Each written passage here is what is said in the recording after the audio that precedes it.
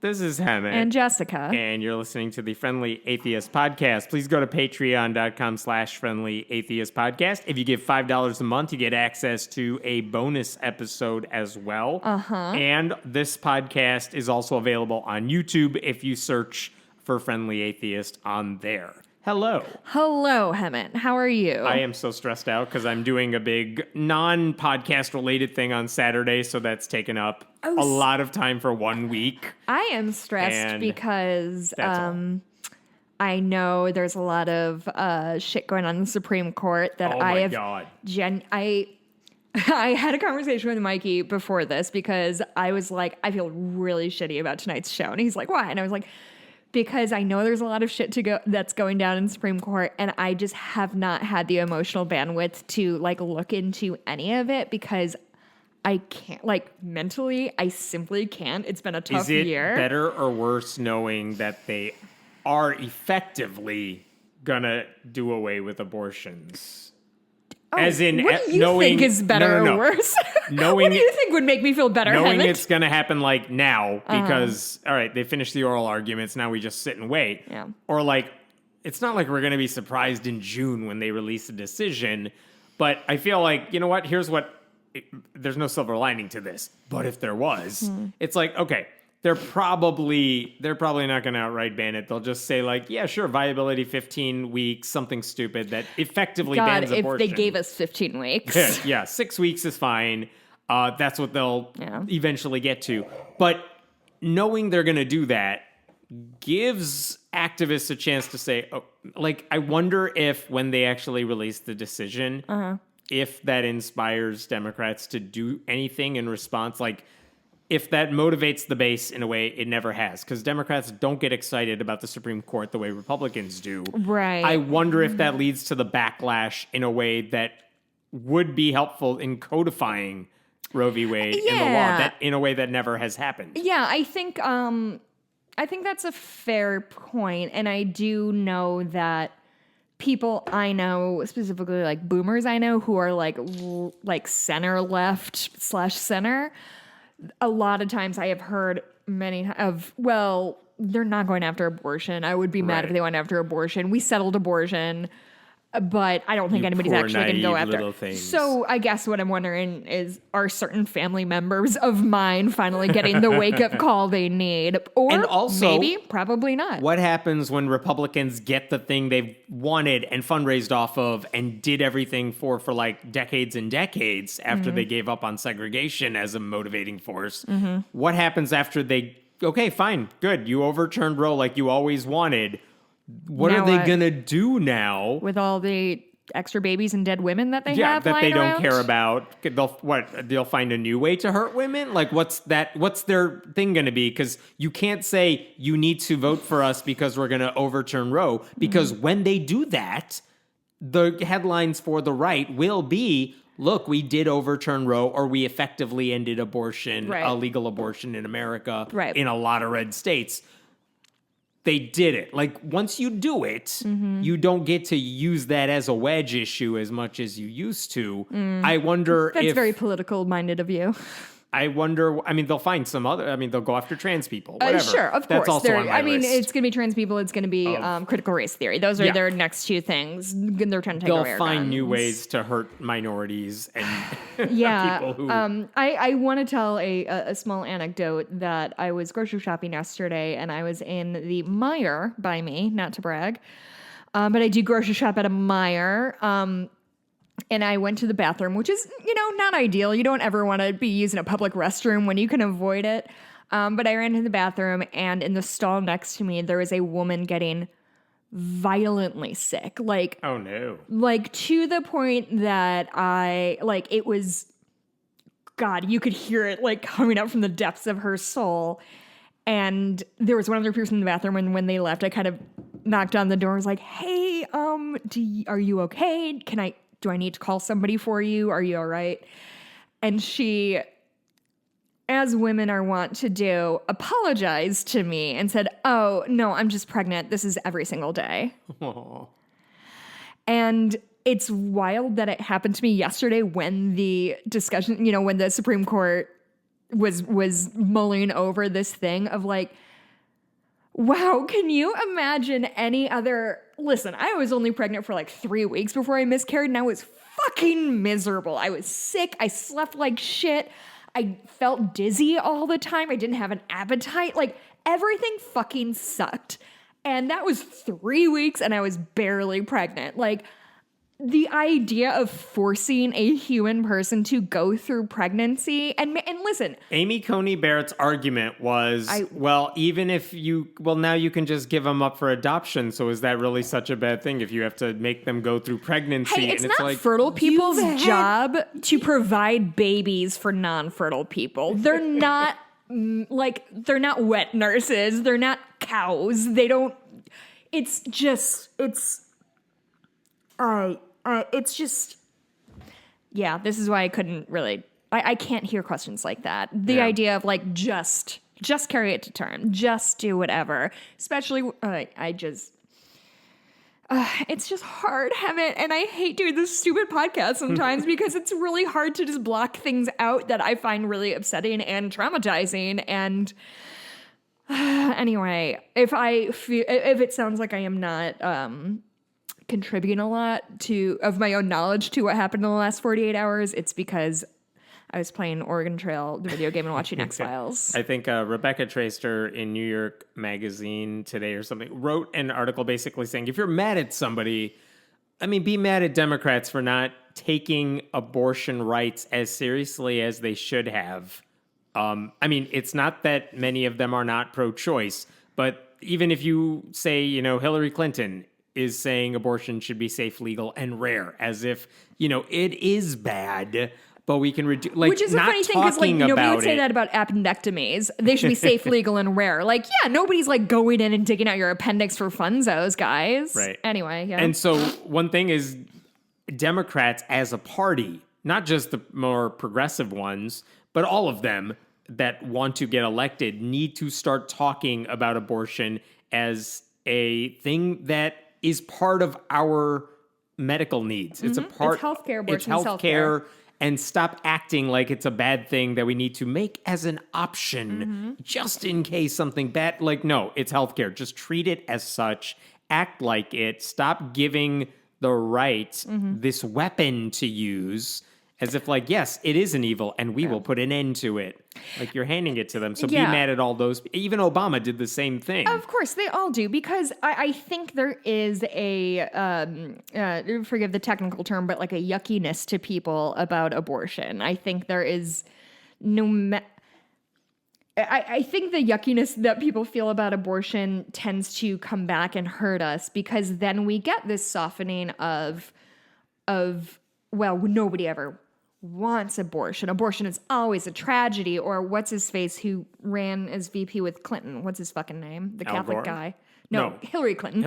Tim Kaine. Tim Kaine. Yeah. Tim Kaine. I'm morally against abortion, but I would never legislate against it. Which is Biden's all position of too. These, yes, and all of these sort of like, small jobs are to make. It's Democrats trying to find the middle between, we want abortion to be available and we don't want it to be banned, but we also don't want to be the pro-abortion party, because for whatever reason, being pro a certain healthcare procedure is necessarily bad. And things like, I will say, like, I appreciate that Tim Kaine, while is pro-life himself, I appreciate that he would never legislate that way. However, I don't care what his quote-unquote moral problem is. Like, the fact that people need to say that, that's the problem. I don't love abortion, and who are they trying to appeal to when they say that sort of thing? It's voters who aren't going to support you anyway, so stop worrying about winning them over. Just say, I'm for health care. Yeah.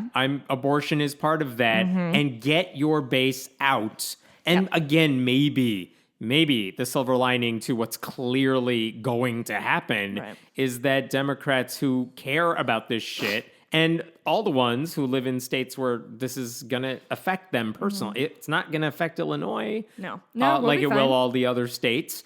But, when it matters, make this a part of our politics. Make it an issue everyone's running on. Make it a litmus test for Democrats and the people they appoint to the bench. Because Republicans are doing it already and it's hurting everybody. Yeah.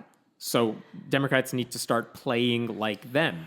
Yeah, it's I think I don't know. I really, really struggle with the Democrats need to play dirty like the Republicans do. Really, I am so on board with that completely.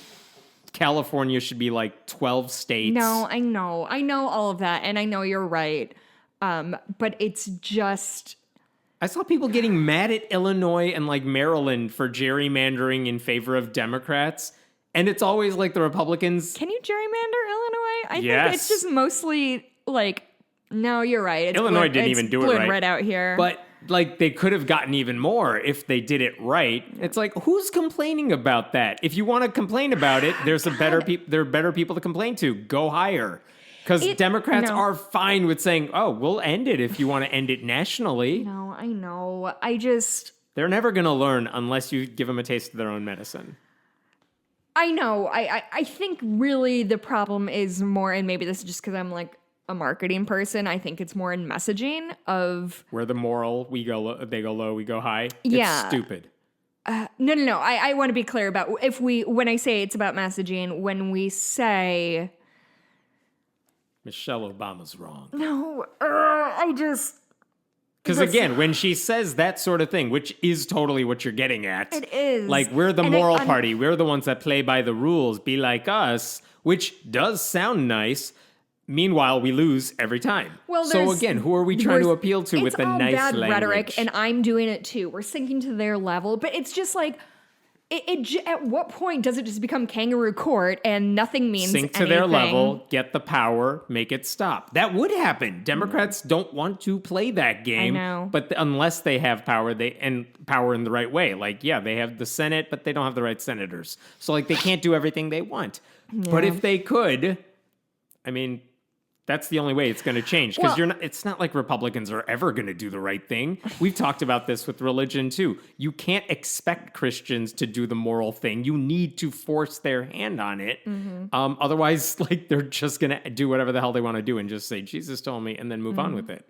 I have a ton of stories about that. My dad called me this week because his friend is like a fancy business gentleman.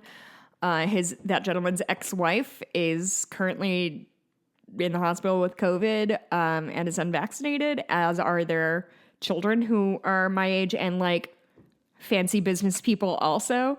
And my dad said to this gentleman, your kids are really smart. How come they're not vaccinated? And this gentleman just said, religion. So, I don't know. Boomers are noticing it too. There was a pastor, Kent Christmas. His name is funny, so we've talked about him before. Oh. But he said something this week during a sermon where he was trying to tell his congregation there's a conspiracy afoot. Ooh. And that's not news. Like, for Conspiracy a right-wing, most foul.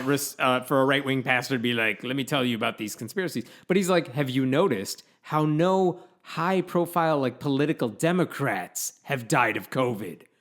And how billionaires like Bill Gates and Soros have not died of COVID. Yeah, because they got vaccinated, dude. He didn't make that connection. He's just like, it's a trick. They're trying to get our people. It's like, dude, you're so close. Oh. You're so close to figuring In this the out. neighborhood. It's almost like Speaking of which, science has a liberal bias. Go ahead. yeah, reality has a liberal Right. bias. Let's talk about Marcus Lamb, because this story is Who is that? too fun to pass up, because now he's dead. Oh. It's not fun because Oh. he's dead. Here's the difference. Okay. I would like for him to live. He's 64. He's young. Was. I would have supported things that helped him live. He decided, nope, no one gets to live. I'm going to encourage people to die. And now he's a victim of his own rhetoric. So here's what happened. Who is Marcus Lamb? He is the head of Daystar Television, which is one of the largest religious TV networks in the country. Head of a huge Christian TV media empire. Young guy, too, like I said. And what has he done? You said he's in the 60s? Was in the 60s. What has he done with that platform, especially Died? of late? He has... His network, the shows on his network, have aired interviews with COVID conspiracy theorists, anti-vaxxers, anti-face mask people.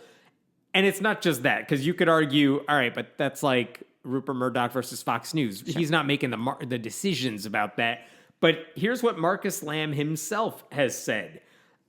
You know that the devil can take people out before they fulfill destiny and purpose. That's what he wants to do because he hates God. Oh. So the only way he could get back at God is trying to attack God's children. He's talking about COVID, which he's claiming is like satanic. So he thinks COVID is satanic, and by that logic, the vaccine would be a God-fearing protection against the satanic disease. Maybe he was talking about the vaccine too. I don't know. Unclear. He has. Are you saying that one of these gentlemen had an unclear line of thought? Because I've never. If you look on the website for Daystar, there are over 80 episodes worth of misinformation about the virus and the vaccine separately. And we talked about this too a few weeks ago. Daystar, along with the American Family Association, sued the Biden administration over the vaccine mandate and testing mandate because they said having a mandate at all, even though you don't have to get the vaccine, you could just get tested all the time. They said that was a, quote, sin against God's holy word. Sure. I mean, I have no way to refute that. So they didn't explain why it was against God's holy word, but again, it's the court system, and they're like, Jesus told us no, therefore you have to accept our logic. He also, this is just interesting. Sure. So the end of that story is Marcus Lamb got COVID and now he's dead. Oh yeah, we did forget the punchline of the story. While we're there, last year, Lisa Guerrero at Inside Edition did a segment on Marcus Lamb. She's done a ton on televangelists Who and is this stuff. person? Lisa Guerrero on Inside Edition, one of their correspondents. But she did a whole thing saying Marcus Lamb and Daystar TV applied for a Paycheck Protection Program loan. Oh, did they? When the pandemic hit, of nearly $4 million. Fuck. Because religious ministries, including his, were allowed to apply for that to cover for, staffers who can't go into work. That is, as much as I hate it, that's not illegal. Right. But what she found is that Marcus Lamb, soon after getting that money, bought himself a multi-million-dollar private jet. Oh, and by the way, you might think, well, as long as they're using it for ministry purposes, okay. But no, because he and his family members were posting on social media about how they're going on vacations and they're golfing and they're taking these trips everywhere. And it wasn't until she began inquiring about, so what's going on with this, because we're about to run a segment on you, that his ministry finally gave back the money. Oh, and by the way, back in, was it 2014-ish? A few years ago, NPR did an investigation where they found that Daystar Ministries, here's what they were doing with their tax exemptions, because they're a nonprofit group. They're sponsoring a NASCAR driver. They're giving a loan to one of his buddies who later defaulted on it. They bought nearly $100,000 worth of Marcus Lamb's wife's new book. They love to buy books en masse, huh? Dude, such a Republican thing to do, yes. But I thought they don't care about the New York Times and think it's garbage paper. It's always bad unless it makes them look good. Oh, I see. I forgot anyway, Marcus Lamb is dead. One thing I've really noticed, again, as I enjoy the hypocrisy catching up to the people who deserve it instead of like someone's poor immunocompromised relative dying. Right. Better this guy who caused so much harm. Right. And I hate that I feel that way, but too bad. That's how I feel now about these people. It's hard not to. But while we're talking about that, it's not...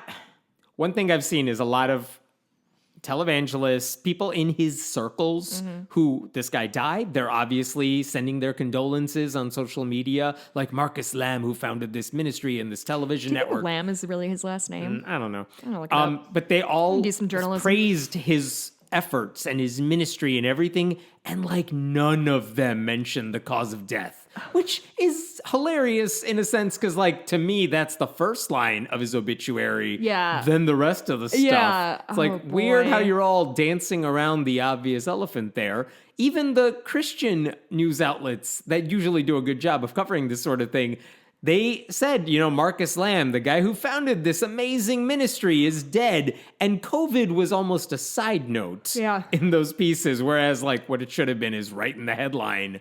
guy who attacked COVID and attacked vaccine mandates and attacked and spread lies about vaccinations died of karma or whatever. His birth name was Lamb, so this is like John Records Landecker all over again. Do you remember? You don't remember? I do Oldies not. 104.3 in like the 90s. John Records Landecker was their morning DJ. And I remember telling my mom, and he was like, Records really is my middle name. And I told my mom, she's like, Jessica, Records is obviously not his middle name, you very dumb idiot. Anyway, continue. He's not alone. Just want to shout out John Records Landecker. Yes. Guess who else has COVID? Eric Metaxas, who has been one of the Trumpiest MAGA people on the Christian right ever. Let me give you an example of some of the stuff he's done. This is a guy who literally tweeted this March 2021, don't get the vaccine, pass it on. For some reason, that tweet has now been deleted. What? Why? He said... I love a pass it on tweet. He told a story. Sir, that's the point of this format, is to pass it on, you dumb idiot. Don't worry, we got the screenshot. He told people that he was off skiing wherever he went, and he said the people at the ski lodge told him he had to wear a mask. And then he said it was like the Holocaust. Being told to wear a face mask was like the Gestapo. Wait. You say it's like the Holocaust. So at this ski place, they said you have to wear a mask, and then they loaded him onto a train and stripped him of his shoes and put him in a gas chamber. Buried in a mass grave. That was how it was like the Holocaust? I assume. Or was it more like he did something he slightly didn't want to have to do? Slightly inconvenienced, jumps to Holocaust. I get those mixed up too. Mm-hmm. Then he told people to reject the vaccine, quote, if only to be a rebel. That's Eric Metaxas. There's a quiet part out loud for you, eh? If you're not familiar with him, one reason you may remember him is because when Trump was in office and all the Amy Coney Barrett was there, and all those Republicans were there for her nomination announcement or whatever. Oh, and they all died? I think that later, yeah. He was seen sucker punching a dude on a bike who I think was protesting. Yeah. And then you see him in a video prancing backwards. I remember that guy. Yeah, that's Eric Metaxas. That's and what the happened guy. to him? Is he dead? Oh, right. So he has COVID now. Let me read you what he said this week. I got COVID. He said his wife got COVID. I don't know if she gave it to me or I gave it to her. But then she went to visit my parents and gave it to them. And my mother got it. And my father got it. And I'm quoting this, and my current daughter went to nurse my parents. I don't understand.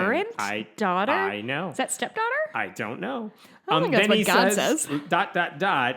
The fact that my parents were ill was very upsetting to me. My dad had to go to the emergency room again, so it's been a really crazy time. He said all this not because he was now saying, guys, go get vaccinated, but just to be like, you guys, this is why I was gone for the past week. Have you heard of anything worse than my life right now? He said this is his way of explaining why he wasn't on the show for the past couple of weeks. And then he went into doing his infomercial announcements for BS products. So that guy has COVID. It's just what would make somebody change their mind. You know, if you're okay. Somewhere Herman Cain is smiling up at him. Yeah. First of all, I really have a lot of strong thoughts about the fact that his wife went to visit his in-laws and he's like, her in-laws, his parents, and he's like, he makes a point to say, she visited my parents and she gave it to him, which A, dude, visit your own parents. B, maybe don't throw your wife quite so hard under the bus because she might die soon because you're an asshole. So maybe make everybody's last few months here on God's green earth a little bit pleasant, eh? And there's another guy. I don't know if this is a fact. I'm not going to speculate here. I'm just telling you all. Jesse Lee Peterson, the guy who is like a living embodiment of that Dave Chappelle sketch where he plays a black white supremacist. Yep. Remember that? Jesse Lee Peterson is like the living version of that, where he spends all of his time trashing black people as a black person. He's been gone from his show for several days, and his show just says he's out sick. I don't know why, but I'm just waiting for that hammer to drop because he's been doing the same thing. So, again, Here's the thing. Am I taking delight in their death? I wouldn't say it's delight because I would prefer they live by getting the vaccine. So I have no moral qualms about saying, Yeah, I was accused ruthlessly by a single Twitter user who told me that I was a garbage person because I was wishing people dead. Which I'm not. We're wishing them alive. That is a huge difference. I want them to get vaccinated. I want Republicans to get vaccinated because unlike them, I am pro-life. And they're not doing it. And by not doing it, they are causing like actual moral, decent people to also get sick and die. That makes me mad. Can somebody pull a sound clip of Hemant saying I am pro-life? Because I think we could do a lot of good work with that clip. Really quick, I saw a Breitbart article this week that I haven't heard Breitbart in a minute. They're around, but they were at the Supreme Court outside during the protests while the oral arguments were going on for the Roe v. Wade one. Mm-hmm. And they were like, here's an atheist who's pro-life and saying... Isn't that woman we interviewed? Oh, it's a different one. There's more of them? There's 4. We've only really mentioned like 2 of them, but this is one of the other ones. And just like, yes, I'm pro-science. That's why I'm against abortion. And of course, they found that one person just so they could get atheist and pro-life in the same headline. Oh, yeah. That is all. Yeah, they love that kind of thing. Back to COVID. Regret that we had that atheist anti-choice person on our show. I feel like that wasn't a necessarily responsible use of our radio waves. What do you think? I disagree. I think it's okay it's fine to interview people who are totally wrong about things as long as you're using that platform to challenge them and not just give them... It's not like we brought Dr. Oz on and just wound him up and let him go. Yeah. Oh, are we going to have Dr. Oz running for fucking Senate in Pennsylvania? I don't know if it's going to work. One reason is as he knows he has to get the Trump base to do it. And I don't think... Is he running as a Republican? Yes. I assumed he was. Oh, yeah. And he's like, I'm going to bring both sides together. Like, buddy, have you ever met Republicans? That's not what they want. You didn't even bring all Oprah fans together, dude. And we're pretty homogenous. Even though he doesn't talk about it, he's also Muslim. There was an article today. Is he Muslim? Yeah. That he would be the first Muslim elected to the Senate, which... interesting, but also I don't think that's helping him win a Republican nomination anytime soon. And also, can we talk about the fact that he and also he's a quack. What? He's a quack. He's a quack. He said also he's black. I was like, wait, no. What? No, I think it is worth noting that he goes by Dr. Oz when his first name is Mehmet. Yeah. Which is a very brown person name. Yep. Hemant. It may sound familiar to listeners of ours.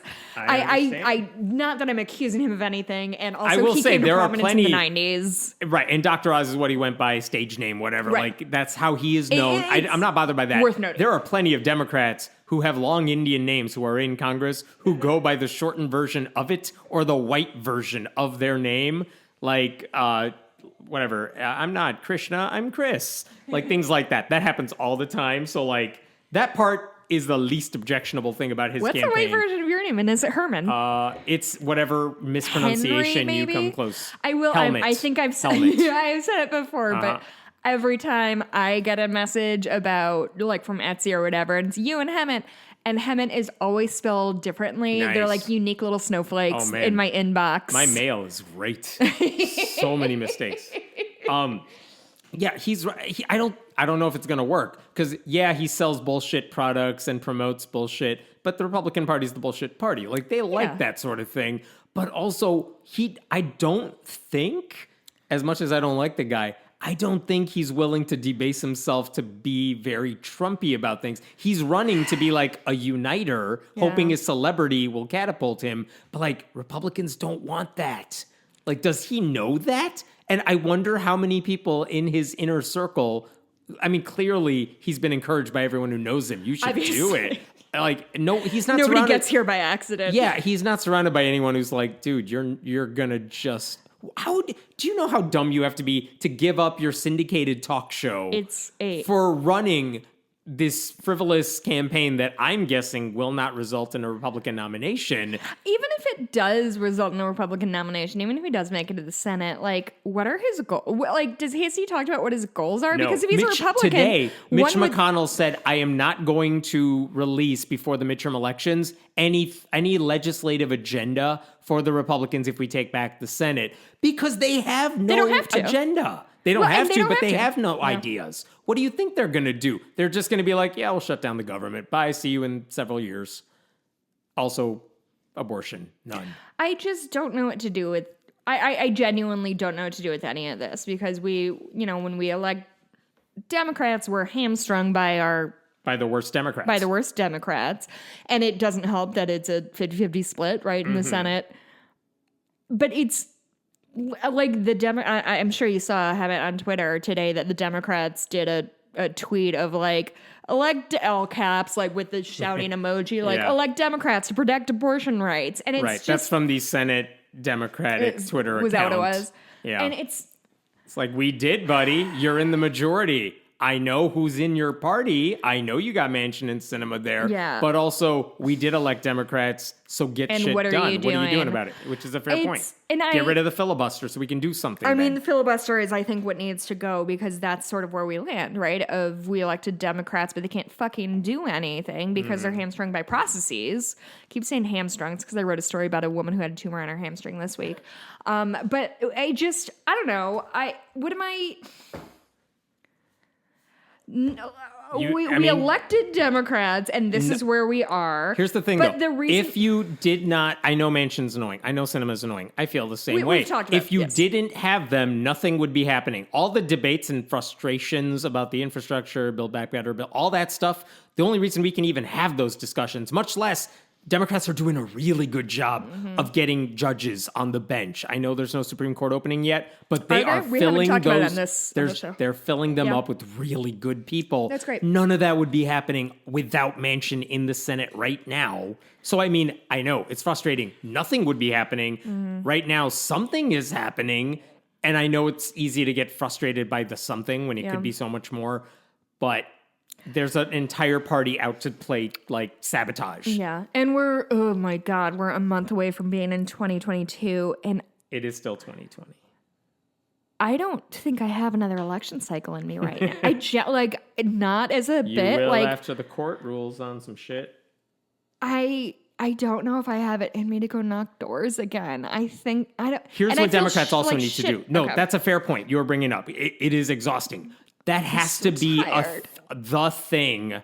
And this is an argument I've made to other atheists too. All the things you care about when it comes to your activism, channel it through the political sphere. Yeah. Because that's like a lifelong thing to make things better. That's the way you channel it. Because, like, it doesn't matter if everyone becomes an atheist if they're gonna, if you're one of the 4 idiots standing outside the Supreme Court. Right. Saying, yay, no Congress abortions passed a anymore. spending bill, so they're good till February. So I'll just do that again in a few So minutes. that's how our country is working. No problems here. I think I did see a tweet like, do you realize, like, in Norway, they wake up and they are just like, oh, I do have health care and I do have to deal with this Trumpism I stuff. will say that like other people don't have these issues. The tweet that broke my heart that I retweeted today is from who's this from? Condorcet Winner. Seems like a good time to note that over 700 American people with uteruses died, and more than 50,000 were seriously injured while giving birth last year. Meanwhile, guess how many police officers were this is shot to death. I assumed killed on duty, but shot to death. How many? 700 people died giving birth. Yeah. 60 police officers died by I feel like gunshot. I've heard a lot more about those police officers. Yeah, really makes you wonder what our social perceptions about risk and danger are. So I just think that's I'm going to totally switch gears to move away from this horrible I can go topic. to bed early? Not yet. Here's the headline from the New York Times. This is an article by one of their religion reporters, Ruth Graham. Horse troughs, hot tubs, and hashtags, : what comes after the colon? Horse troughs, hot tubs, and hashtags. Is this a congressional meeting in Not even Utah? Close. Okay, not even close. Baptism is getting wild. Okay, horses, hot tubs, and hashtags. Yeah, I get the hashtags. Well, hot tubs make sense. If I'm going to be baptized, I think it would be nicer to do it in like a 100-degree jacuzzi than a pool. A non-chlorinated, gross pool with leaves floating on it, probably. The gist of the article is that, traditionally in the Protestant tradition, okay, you're born again, you're dedicating your life to Jesus, you are going to get baptized, not as an infant, but like when you are of age and thinking about it. And that's your symbolic way of showing you're giving your life to Jesus. And traditionally, it would happen maybe in a church pool they would have, or they would do it in a traditional, like, what am I thinking of? Just a traditional Orthodox type of, this is not a pool you swim in. This is the baptismal. It's sort of a sacred space. Yeah, the sacred space area. And now they're trying to like sex it up so that people can take photos for Instagram and you can get your video. It's really important for me to hear about what horses have to do with this. They use horse troughs because they're big and you can get troughs. And so here's some of the examples. There's one church that does baptisms on a beach in the afternoon in the ocean because they're in Florida. I mean, that sounds nice.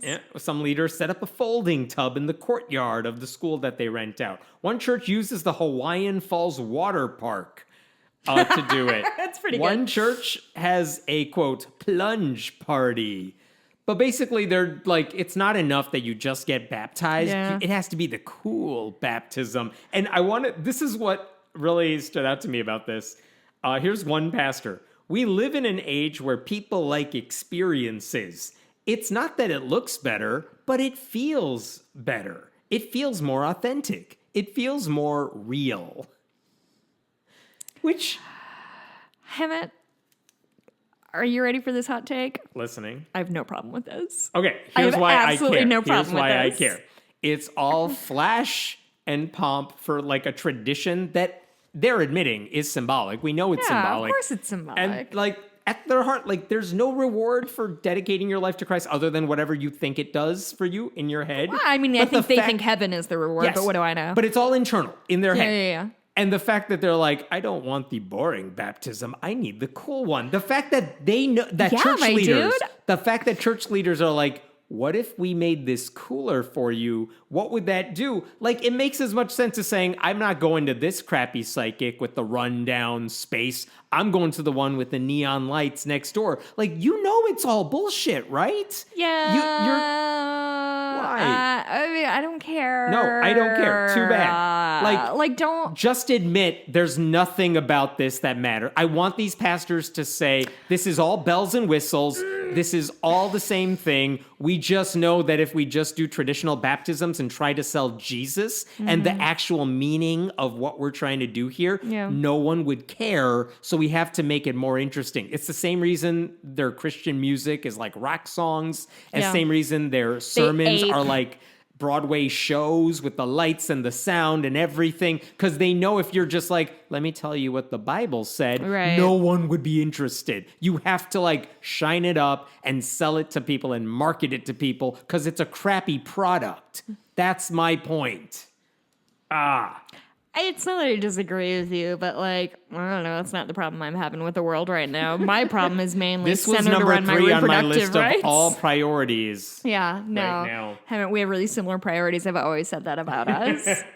Let's talk about Josh Duggar. Oh, boy. His trial's going on. Is it awful? Yeah. Have you been watching it? No. That's mine. Like, or is it even? Just tell me. Is when it being broadcast sentenced. anywhere? No. Oh, okay. It's not. But you're just getting dispatches from people attending the trial and things. I did hear one story. I have not confirmed this. I don't know where it came from. I did hear that during jury selection, one of the jurors was dismissed because she's quite literally related to him. Which, when you come from a family of like 900 people, is going to happen. That tracks. Is this about his wife's reaction to some stuff on trial? This story that we're I know that there are stories that came out about what Anna Duggar was saying. Yeah, that's the only thing that crossed my radar. What was interesting to me is like, okay, this is the story where he allegedly downloaded a lot of illicit content involving children that one sheriff was like, this is the worst stuff I've ever seen. Oh, God. And that's what he's on trial for. So just child pornography. Yep. Writ large. Straight up, just that's what he could be sentenced to jail for. But the reason I bring it up, like, for me, I'm like, I'm not following the day in, day out of this trial. Just tell me when they reach a decision and he goes away. I will be interested in that. But this is what stuck out to me. There was I think a progressive Christian who was trying to talk about Josh Duggar's wife, who is not relevant to this story in so much as she didn't do the thing he did. She wasn't, as far as we know, presumably not complicit. aware. Right.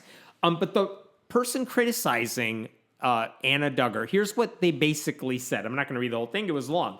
But basically their argument was, Anna did everything right as far as conservative Christians go. She saved herself till marriage. She was devoted to her husband even when he was going through those other scandals of his. She is the homeschooling, traditional... She popped out a bunch of babies right away. Right? Exactly. She did everything conservative Flexed that Christians uterus. wanted. Yep. And what happened? This is happening. Like, the point being, according to this poster, is like, she did everything conservative Christians wanted. It doesn't mean her life is turning out great. And the fact, and they're adding that, like, in her world, divorce is not an option. In her world, like, you are sticking by this guy no matter what. And that is bad for her. You're trapping her in this marriage. Can you imagine? But with this guy who clearly has a million different problems. And that was the point that this person was trying to make, which I understand. Like, if you're in her shoes and you can't get out of it, I don't know what she's thinking, but like, you can't get out. This is what you've been trained to do your whole life. And she followed the path and guess this is how, quote unquote, God rewarded her, right? Yeah. I bring all that up because another woman we've talked about on this podcast, Lori Alexander, she the something wife, thank you, transformed wife. She wrote a response to this post that someone made about Anna Duggar. So the gist of the post was this woman did all of the good Christian things and still is at this horrible moment. This is from The Critic. Let's not forget Anna is also a victim of a toxic belief system that has been ingrained into her by fundamentalist Christianity for the entirety of her life. How many more stories like Anna need to happen before the fundamentalist church realizes that their messages regarding submission, sex, divorce, purity culture, and patriarchy aren't working? Maybe the problem isn't, the problem isn't Anna, but instead the fact that she married an abusive man and the church refused to give her the support she needed to remain safe. That's what The Critic said. Lori Alexander is now responding to this bit by bit. And the thing is... she's like breaking it down and trying to respond to all the points. But most of the points, like, here's an example of what Lori said. You said Josh was an abusive man. The sisters of his that he molested when he was a kid, the sisters said clearly that they didn't think he was a rapist, nor did he molest them. He mildly touched them over their clothing. He was a curious young teenage boy. Yes, this was wrong and it was dealt with, but don't blow it out of proportion. Jesus. It gets worse. Yeah, no, it's fine. She goes on to say, I've noticed some women who have suffered through physical or sexual abuse in their childhood or marriage tend to project their experience onto everyone else. She also added that many of the popular female preachers were somehow abused in their lives, as if she just knows this. Wait. Yeah. No, I'm not going to let that one go. Can you say that again? She's talking about the women preachers who are well known. Okay. And she's basically saying... Or do we, are these people that we would be aware of? Are these named people, or are these a hypothetical? No, these are people names. Are saying this. Okay. I don't know if she named them, but I know who she's talking about. These ones, she doesn't believe women should be teaching the Bible. That's the First Timothy. Well, I mean, that's in the Bible, so... Yeah, women should remain silent. Yeah. Fine. But she's basically saying if you're preaching the Bible as a woman, you've been abused in your life, clearly. Okay. My understanding was what she said, that all of these women preachers happen to be abused or whatever. No, she doesn't know that. She's just speculating. Assuming. Yep. And that's complicated and upsetting. She goes on to say, any woman... victim blaming in a way that I don't even understand. Yeah. In her mind, there's just no rational way a Christian woman, a good, true Christian woman, would ever deviate from this path. And Josh Duggar and all the shit he's put his family through, why would that matter? It doesn't... She's basically defending him. And as for the child pornography allegations, she's like, they're just allegations. It's like, as if he's going to be found guilty and then you'll be like, well, I guess I was wrong. No, she'll just be like, well, they were out to get him. Okay, can you help me understand what just happened here? Because I certainly don't. So, moral of the story. Can I try to please. I try to rephrase it?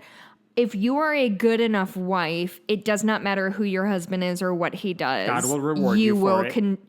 You'll be rewarded, and you'll continue to raise your children, keep your household, please your husband. Why wouldn't you? Unlimited That's all you're here for. Because it doesn't matter that he is not godly or he is stepping out on you. Or that your only job as a woman is to hold your household together, not hold yourself together. Cool. Yes. Fuck that shit. Yes. I just want to say, conservative Christians don't have to defend Josh Duggar like this. Nobody has to or should. I don't know why that's like, she saw this attack on the Duggar family and she's like, I will step in and try to help them out. Like, you don't have to. You can just say, you know what, asking for your help. Bad apple, whatever. Tree, etc., orchard. Do you want to talk about something happy? I do have one of those. It's not that I don't want to talk about it. I'm just suspicious. No, I found this to be an interesting story that's probably inside baseball. It doesn't necessarily affect everything, but the American Humanist Association was led by a guy named Roy Speckhart for the past 15 years. Okay. I know Roy personally. I like Roy a lot. And does he like me? Has he said anything good about me? He only talks good things about you. Oh, good. Only good things. Sorry, you already said Thanks, fucking. Roy. I passed that along. No, God damn it. Sorry, Roy. He announced that he was going to be stepping down from the AHA, the American Humanist Association. But when he stepped down, or he said, I'm about to, when he did that, one of the things he pointed out is that he was urging the AHA's board of directors to replace him with someone who wasn't white. And the reason he did that, he said that in our world of atheist activism, at least when it comes to large nonprofit groups, of which there are only a handful, it's still predominantly white, cis, male. Yeah. There are some gay leaders, there are some women leaders, but it's almost all white. I mean, we are the only podcast I know, atheist podcast I know of that has 0 white men on it. And not that I know all atheist podcasts, but I know a lot of them. Well, that's the point. And this is what Roy was saying. It's not that a white guy can't do the job. It's that our stereotype, it's that the stereotype of atheist is obviously the academic cis white guy, the Richard Dawkins type. And one way to change that, elbow patches. one way to change that is putting people of color, putting women in a position of leadership where you can't ignore them even if you wanted to. Yeah. And so he doesn't get to control who his replacement is. He's not part of the selection process. But he just said, as a wish, he's like, I hope they replace. I'm asking them, pleading with them, please replace me with someone who doesn't look like Ruth Bader Ginsburg all over again. No, thankfully, because they're not replacing him with someone who's the polar opposite of that. No, so this is where it's interesting. So I have no idea what their search process has been like. It's not like I'm part of the group. They're not keeping me informed on this. But Roy made that announcement back in February. Was it February? It was a while back. Wow. Yeah, he announced that he was stepping down back in February. Jesus. And they just now announced that they have found his replacement. I know, you're crossing your fingers. You're very excited. Actually, I just want to point out, Roy also said, this is what he said to me, it is my emphatic hope that my seat is filled with a black or brown humanist because our movement has gone too long without such diversity at the helm.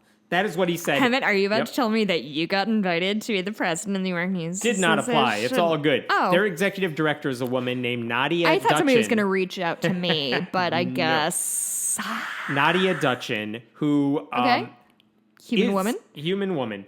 And one of the things they point out, woman of color.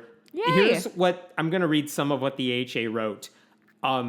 Prior to joining the AHA, Dutchin was the co-executive director of Power Shift Network, a DC-based climate justice organization where she led the communications and fundraising programs. Wow. One of the things she talked about in that role is how climate justice mattered for Black, Indigenous, people of color within the movement.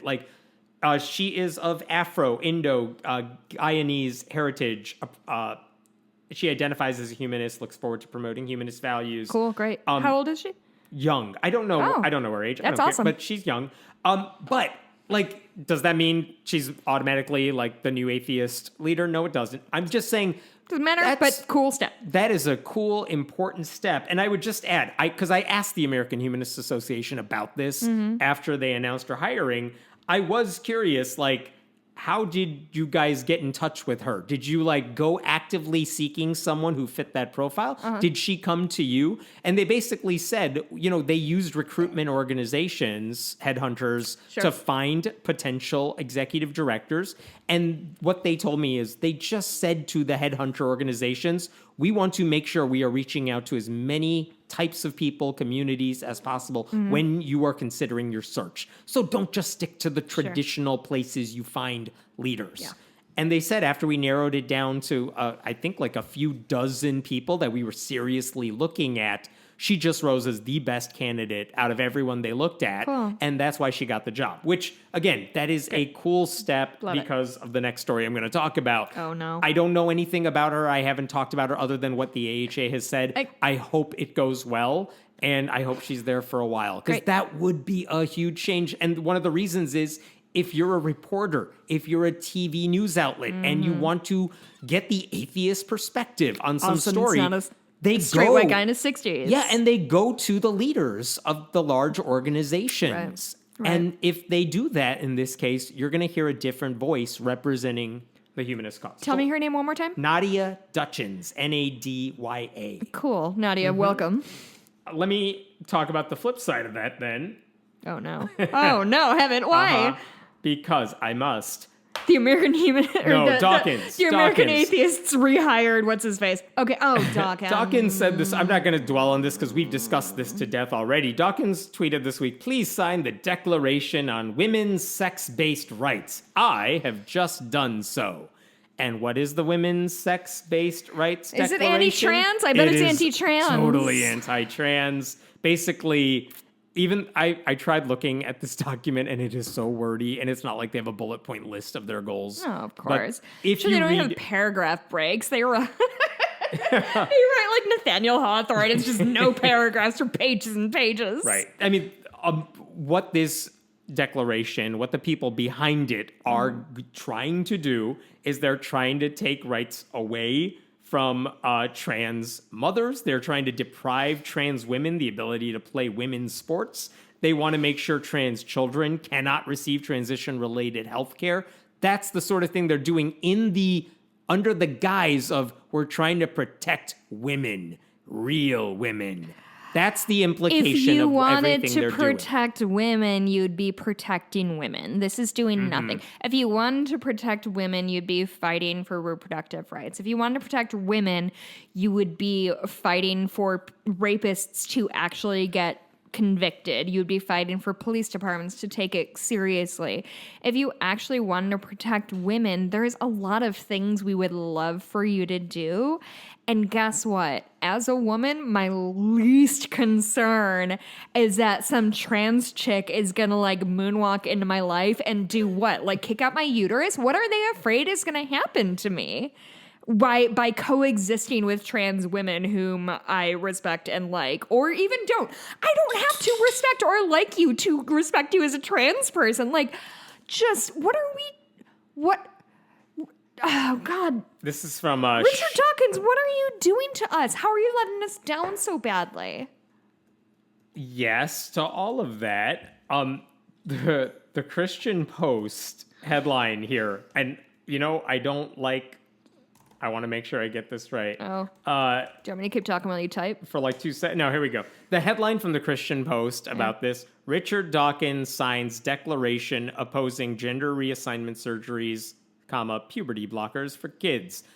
They're anti-trans too. But it's just like the headline here is Richard Dawkins opposes trans people. The implication, and this is what I've seen on the more opinionated side of things, is, hey, everyone, Richard Dawkins, the famed scientist and atheist, agrees with us when it comes to trans people. How does that make you feel, Hammett?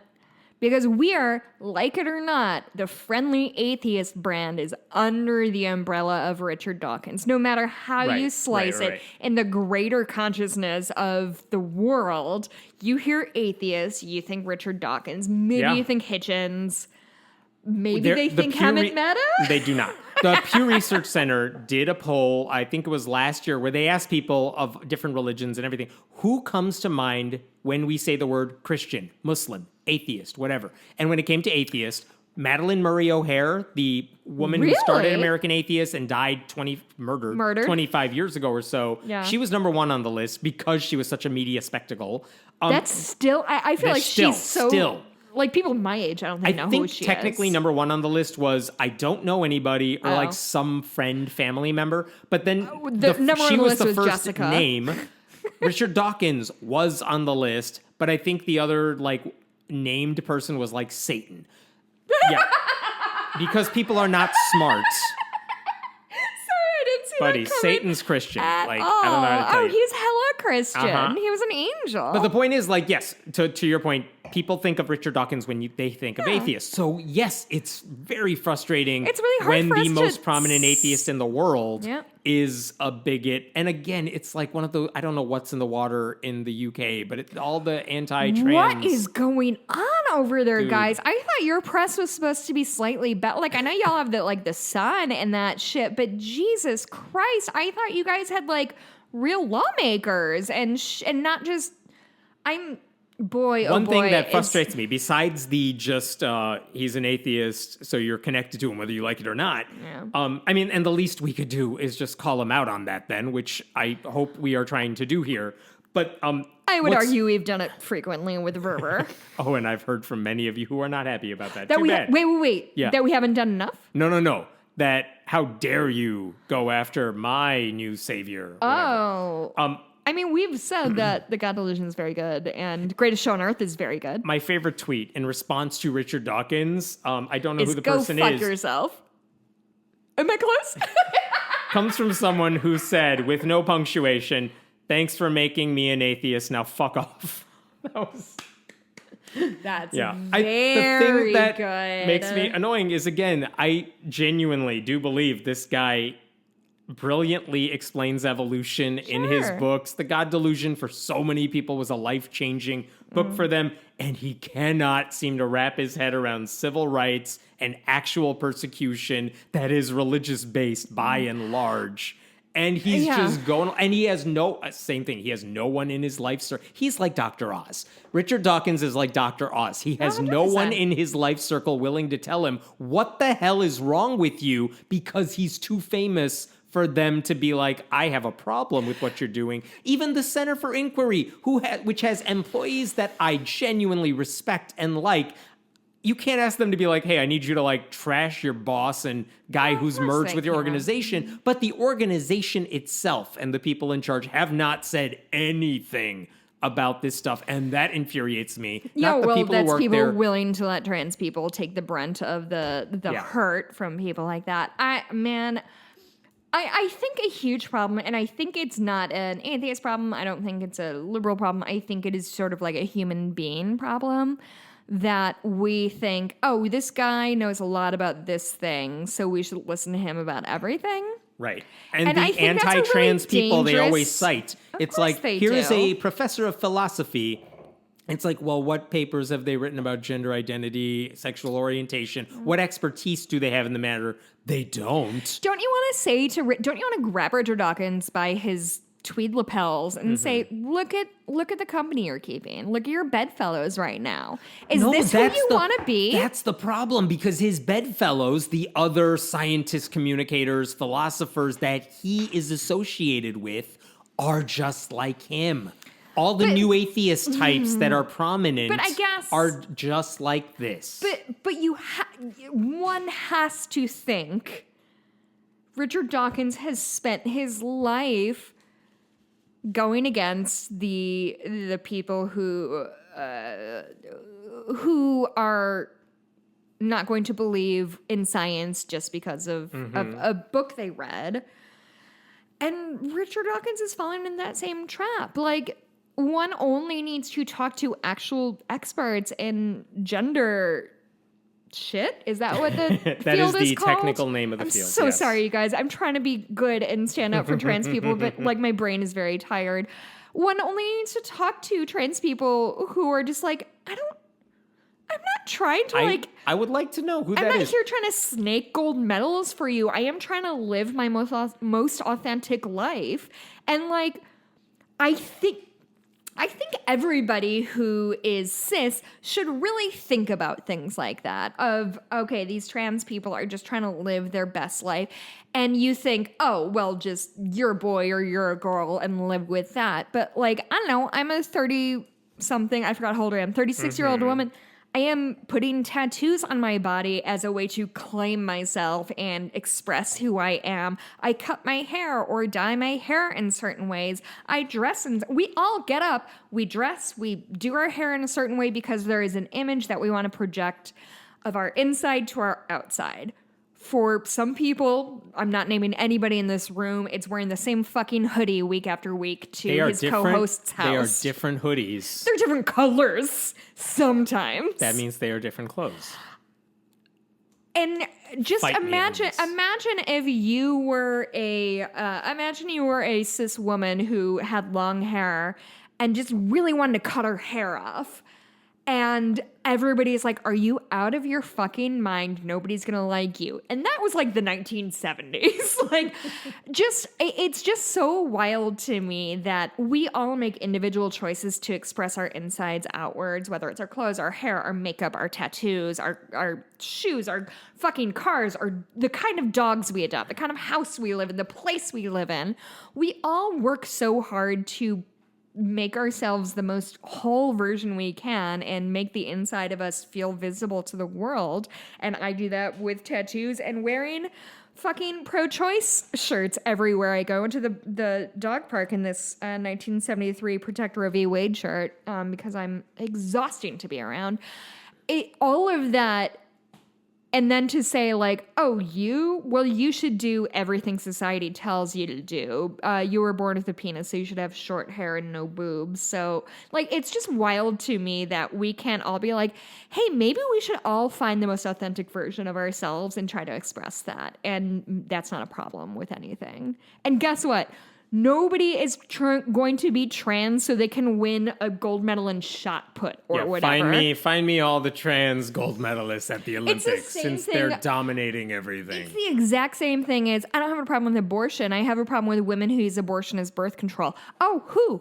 Yeah. Who do you know who does that? Yeah, I'm just who curious. Just does it for funsies. Yeah. Just does it for funsies. Because listen, I get my period in every month. It's terrible. My understanding is abortion is like a fucking terrible period. So I would frankly like to avoid that at all costs. Like, nobody is like tap dancing into medical procedures they don't want unless they've really thought about it. Anyway, go ahead. No, I'm just it's okay. having a hard night. I'll finish up with a totally different story.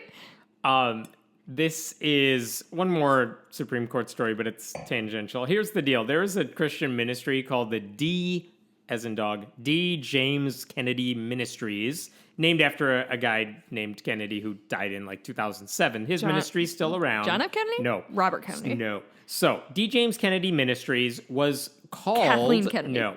It was called by the Southern Poverty Law Center... Jamie Kennedy. Active anti-LGBT hate group. So, the Southern Poverty Law Center put out a list of hate groups, anti-gay hate groups. This ministry was on the list. This was a while back. Okay. Southern Poverty Law Center has some issues. Yeah, SPC, I don't know what here's they're the thing. Jealous. Their hate groups list, these are not like they randomly picked every Christian group to be on it. You have to do some pretty bad shit to get on there. And they explain their justifications for it all the time. They don't just throw out the names into a list. And by the way, I have said before, they have put people on that list I didn't think needed to be on there. For example? Ayaan Hirsi Ali was called an anti-Muslim thing, and the things they cited, I'm like, those are her criticizing Islam. That's not the same thing. But in this case, here is why they put this ministry on the list. First of all, here's why they said any of these groups are on the list. These groups have described LGBT people as perverts with filthy habits who seek to snatch the children of straight parents and convert them to gay. They have disseminated disparaging quote-unquote baby facts. snatching going on. Facts about gays that are simply untrue. And then what did they say about this ministry specifically? Over the years, Kennedy emphasized anti-gay rhetoric, particularly in his TV ministry. He recommended as essential the virulent work of R.J. Rushduni, who believed practicing gays should be executed. Practicing? Yeah. Executed? Executed. Sorry, I focused on the wrong word in that sentence. In an especially nasty 1989 edition of their newsletter, Kennedy ran photographs of children along with the tagline, "Sex with children? Homosexuals say yes." That is what the Catholics saying yes. That's what the SPLC said. You guys are still on board with this stuff. You have not denounced it. You are still on board with that. And that's why we're calling you an anti-gay hate group. So the reason I bring this up, the ministry years ago filed a lawsuit because they said being placed on the list hurt them financially. They were suing over being called a hate group by the SPLC. Is this the first lawsuit of this kind? Because I'm pretty sure it's not. Yeah, I was going to say. But among the other things, they said they also sued Amazon because Amazon Smile relied on the SPLC's list to say you can't give any charitable contributions to hate groups. They sued GuideStar because GuideStar once labeled hate groups. GuideStar, the charity explainer. Yeah. They said, well, this is known as a hate group. For temporarily, they put that designation on certain groups. So basically, the ministry said, you're calling us a hate group because we espouse and support biblical morals and principles concerning sexuality. Yeah. So you got it. They're not saying everything you said about us is incorrect. They're saying, how dare you come after us for being Christian? How dare you make us have the consequences of our own actions? This is bullshit. I hate this. Yeah. And they said, so anyway, they said the joke, obviously, is their SPLC wasn't going after your random evangelical church that believes believes a lot of bigoted stuff. They're going after you because you go over the line in a way that is just unacceptable. I love that idea of like, what, you're mad at me for hating gay people? And gay people are like, you're the problem. And gay people are like, you're mad at me? Why? So they sued. They lost the lawsuit. They appealed. Okay. And last month, I think, the U.S. Court of Appeals in the 11th Circuit unanimously said, yeah, what the other judge said was totally right. You have no case here. Because there is no evidence that the Southern Poverty Law Center acted with actual malice, which is part of a defamation lawsuit. Like they had to know they were going to do this to you and they did it. That's not the case. So now, this week, the ministry is asking the Supreme Court to override all of that. Whoa. And the Supreme Court is hearing it? Well, the Supreme Court is weighing. I mean, anyone can ask the Supreme Court to look at their stuff. Okay, so that's what my question is. Yeah. They are deciding if they're going to take it on. They filed the brief with the Supreme Court, the long brief explaining their case. More likely than not, because the court only takes up a handful of cases, period. The court will probably just reject it and say, we are not dealing with this. There's no constitutional issue. And that would go to the lower decision. Then this is over. I will say one thing that the current president of the ministry said, why are they filing this lawsuit? Why are they asking the Supreme Court to do it? That gives reputational terrorists like the SPLC carte blanche to attack and destroy its ideological enemies. He used French. What an asshole. If you're trying to claim, how dare these people label us with this unfair label, and then you go and call them terrorists, like, you're not really helping your cause. So embarrassing. Aren't you embarrassed for people like that? Here's my favorite thing about this, though. The power of the designation is not that people are going to log on to like SPLC's website and say, what are the hate groups? No one cares. No one would have known this ministry was a hate group. It's the Streisand effect. It totally is. Because they keep fighting the stupid battle. I get to write so many stories about, hey, this Christian hate group, D. James Kennedy Ministries, doesn't want to be called a hate group. Here's why they're a hate group. Like, do you know how many articles I've seen like that? Kennedy, everywhere? the former MTV VJ? Not even close. She's a right-wing Fox News person. Wait, is she really? Yeah. Wait, can I tell you a quick story and I want to hear your take on it? Oh, are we done? Or should I save this for our bonus? Save it for the bonus. Okay, I'm not going to remember. I have to go get paper and put it down. No, that's good. So, I'd like to think the court's just going to toss this out because there's no ambiguity. No one's saying there are two sides to this story. Everyone's just saying they're wrong.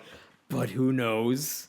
I don't know. I enjoyed this hate group, the DJ. And I already forgot what I wanted to talk to you about. Even if they lose the case, there's still a hate group whether or not the Southern Poverty Law Center says it. because I see what they're doing. They're hateful. The designation is accurate, even if some group like rescinded its name. Like, you're still a hate group. We still know what you stand for. It's so embarrassing. What do you think? What was I about to tell you a story about that I don't know, forgot? but we mentioned Kennedy, the MTV right-wing person. Okay. And then you said, I have a story, and then the whole podcast went off the rails. Okay. I don't remember what that was, but I do have I just have Kennedy with an arrow, so when I remember what I was going to tell you, what really good story I was going to tell you about, it will be on our bonus It's episode. all good. Where do we find you? You can always find me on Twitter at Jess Blimke. My Etsy shop is Bitches Get Stitched On. I'm no longer taking orders that can guarantee for Christmas because I cannot stress enough how I make all this shit by hand, and it takes between 4 and 30 hours per project. It takes a lot of fucking time. But you can find it there. You can email us at friendlyatheistpodcast@gmail.com. Haven't worked on finding my dad. I am at friendlyatheist.com. Go to Friendly Atheist. Go to patreon.com/friendlyatheistpodcast. By the way, thank you to everybody who messaged us saying we appeared on your Spotify end of the year list. Yes, that is so cool. Funny because my Spotify end of the year is so embarrassing. I actually do. Do you listen to Spotify? Do you do Spotify at all? I do. I actually got that email and I just sent it to trash because I thought and then I saw everyone else talking about it, like whatever they were listening to most, and so many people told us, that we were one of their podcasts that they listened to the most, or like you're one of our favorites, and then the company that it is in are like some of my favorite podcasts. So it's that's I only nice. saw one of those. You should send those to me to make me feel good in my heart. I will do that. I got mine today, and I'm fine with some of them, but it was Tallest Man on Earth was my main one because from July to October, every day after after dinner, when my husband was doing the dishes, I would go take a walk around the park and listen to 4 Tallest Man on Earth songs, which I can't recommend more highly. But my first 3 were chill and cool and really portrayed me as I imagined myself being. And then my last 2 were Leah Michelle and Jason Mraz, which is really embarrassing, but it's only because I went through a late stage spring awakening phase. And also I made when I was very stressed in late 2020, I made a Spotify playlist that I called Soft Boy Rock, and it was just all the shit I really liked in high school. So it was Jason Mraz and Eve 6 and Matchbox 20 and this stuff that makes me feel low, emotional, but in a really manageable way of we're sad about somebody not picking up the phone or whatever, but I'm not sad about the world writ large. Anyway. But genuinely, if anybody has us in their Spotify thing, I would love to see that. Jess Blimke, it would make, I'm going to send it to my dad. He'll finally be proud of me. Aw, very nice. I mean, I wouldn't push it too much. He's not gonna, but maybe, who knows? We'll see you in the bonus episode. Yes, we will see in bonus. Have a good week. We'll talk to you soon. Good night.